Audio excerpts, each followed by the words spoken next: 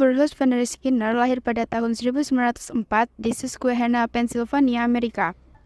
Dia meraih gelar master pada tahun 1930 dan Doctor of Philosophy pada tahun 1931 di Harvard University.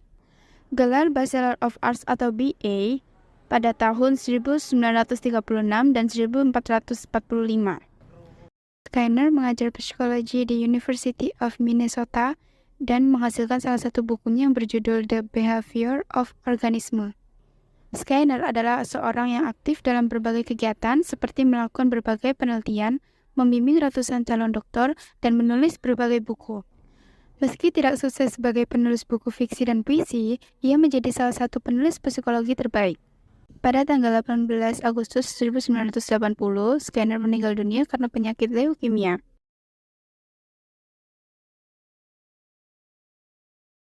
Menurut Burrhus Frederick Skinner, teori belajar behaviorisme adalah hubungan antara stimulus dengan respon yang ditunjukkan individu atau subjek terjadi melalui interaksi dengan lingkungan.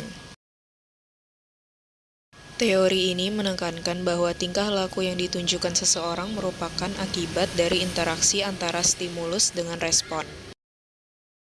Ciri dari implementasi sukses teori belajar behavioristik ini adalah adanya perubahan perilaku yang ditunjukkan seseorang setelah mengalami kejadian di masa lampau.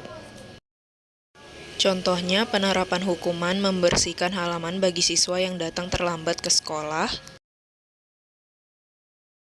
Contoh lain, siswa disuruh lari lapangan jika tidak mengerjakan tugas atau PR.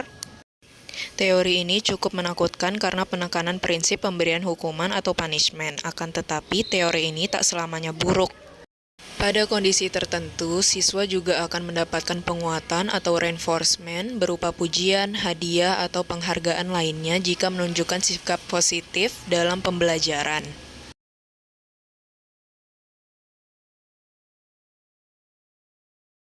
Pengertian teori fungsionalistik. Teori fungsionalisme adalah sebuah teori filsafat yang menganggap fenomena mental dalam kesatuan dinamis sebagai suatu sistem dari fungsi untuk pemuasan kebutuhan yang sifatnya biologis.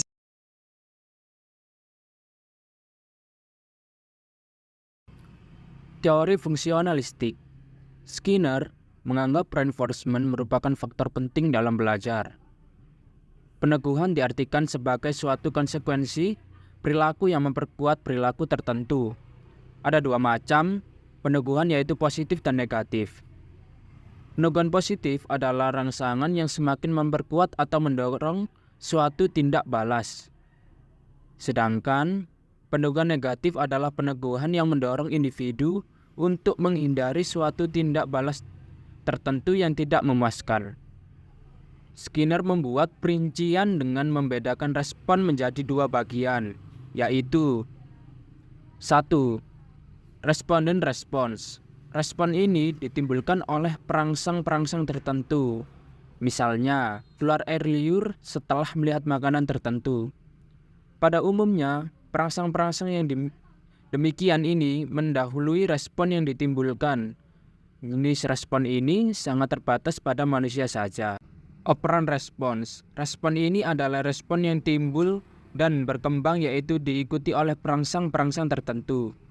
Perangsang yang demikian itu disebut reinforcing stimulus, karena perangsang itu memperkuat respon yang telah dilakukan oleh organisme. Skinner melakukan eksperimen melalui tikus dalam sangkar. Teori ini terkenal dengan Skinner Box, di mana tikus dalam kondisi lapar di dalam sangkar mencium benda-benda yang ada di sekitarnya.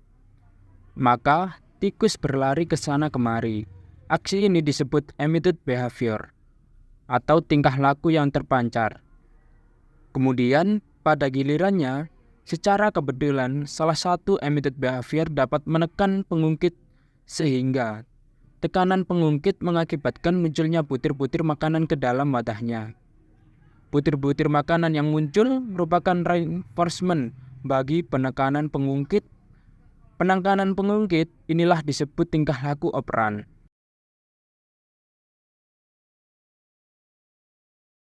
Kelebihan teori Skinner. Yang pertama, membiasakan guru untuk bersikap jeli dan peka pada situasi dan kondisi belajar. Kedua, guru tidak banyak memberikan ceramah sehingga murid dibiasakan belajar mandiri. Jika menemukan kesulitan, baru ditanyakan kepada guru yang bersangkutan. Ketiga, mampu membentuk suatu perilaku yang diinginkan, mendapatkan penguatan positif, dan perilaku yang kurang sesuai mendapat penghargaan negatif. Keempat, dapat mengganti stimulus yang satu dengan yang lainnya, dan seterusnya sampai respon yang diinginkan muncul. Kelima, teori ini cocok untuk memperoleh kemampuan yang membentuk praktik dan pembiasaan yang mengandung unsur-unsur kecepatan, spontanitas, dan daya tahan.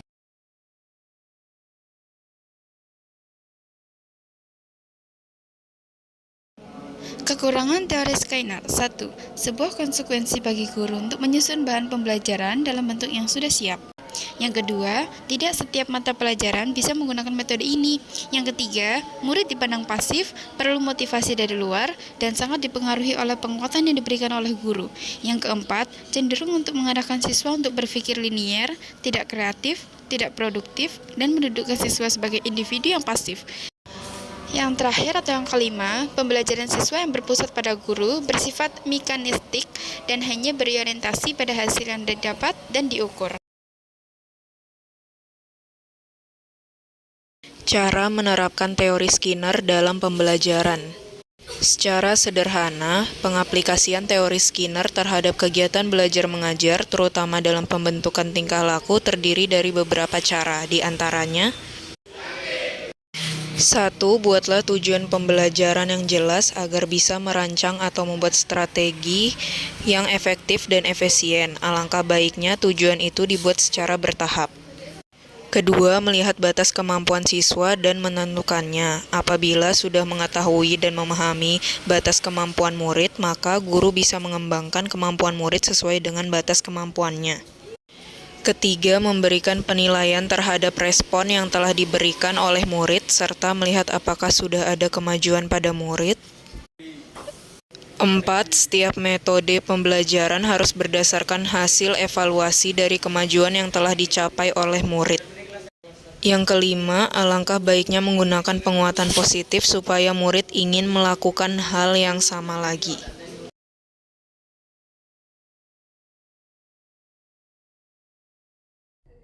Perbandingan antara Skinner dan Thorndike. 1. Dalam pengembangan teori, Thorndike menambahkan hukum tambahan sebagai berikut.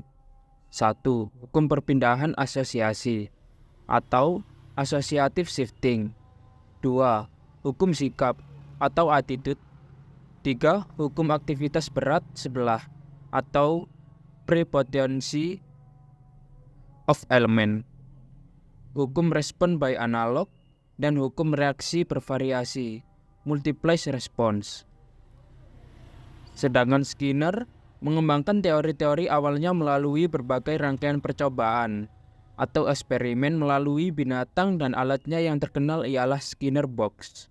Yang kedua, dalam penerapan teori-teori di kelas, penerapan teori Thorndike menggambarkan proses belajar sebagai proses pemecahan masalah dalam suatu proses belajar di kelas. Seperti sebelum UTS atau UAS, dosen memberikan materi kepada mahasiswanya untuk didiskusikan. Mengapa demikian? Dikarenakan supaya mahasiswanya agar bisa mengerjakan UTS atau UAS tersebut dengan baik dan hasilnya lebih sempurna. Penerapan teori Skinner, dan dalam hal ini, hukum teori Skinner yang cocok dipakai dalam semua kelas adalah korelasi fisiologis dari perilaku. Dia percaya bahwa kejadian behavioral harus dideskripsikan dalam term hal-hal yang langsung memengaruhi perilaku. Yang ketiga, pada percobaan kedua, ahli dan kesesuaian terhadap proses pembelajaran. Thorndike, percobaan adalah dengan memasukkan hewan ke dalam perangkat yang telah ditata sedemikian rupa sehingga ketika hewan itu melakukan jenis respon tertentu, ia bisa keluar dari perangkat tersebut. Skinner, percobaan binatang berawal dilakukan dalam ruangan tas kecil yang kemudian terkenal dengan Skinner Box. Kotak ini adalah perkembangan dari kotak teka-teki Thorndike.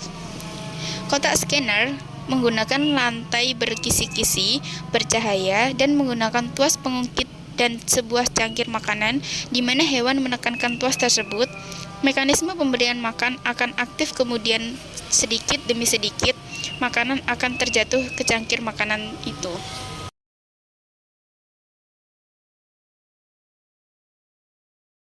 Kesimpulan, dengan demikian, metode pembelajaran yang tercipta dari teori pembelajaran dapat dikatakan bahwa bisa membuat suasana pembelajaran menjadi menarik dan para murid bisa mengembangkan kemampuannya dengan baik.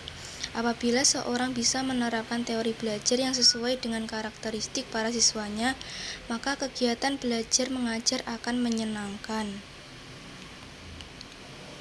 Supaya lebih mudah untuk memahami teori ini, bisa kita lihat pada seorang anak kecil yang merasa senang ketika mendapat coklat dari orang tuanya, dan anak kecil itu akan mengulangi perilaku yang sama.